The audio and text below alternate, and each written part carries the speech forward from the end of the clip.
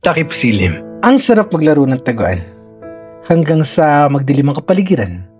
Tipong naghahagik-hikan, nagtatakbuhan, nagkakapikunan. Hanggang sa pag-uwi bago maghapunan. Ang sarap maglaro ng taguan.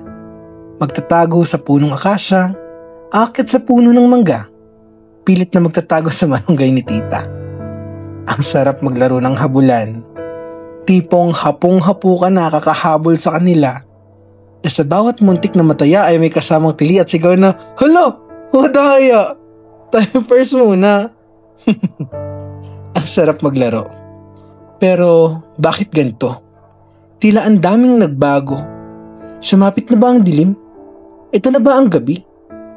Dumating na ang takip siling. At ang takot ay nananaig pa rin. Bakit nga ba ganito ang nadarama?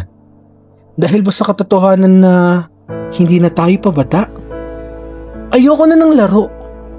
Kailangan na nating magseryoso. Ano ba talaga tayo? Kasi maski ako nalilito. Tinatago mo lang bang nararamdaman mo? O wala talagang pag-asa para sa'yo? Gaano ba katagal ang larong to? Lapit na ako sumuko. Kaibigan lang talaga? Kasama, katuwang pero hindi ang hiraya? Katawanan, kakwentuhan pero hindi ang wakas niya? Kaibigan lang ba talaga? Mula taguan hanggang habulan, walang kapanaluhan ng walang kasiguraduhan.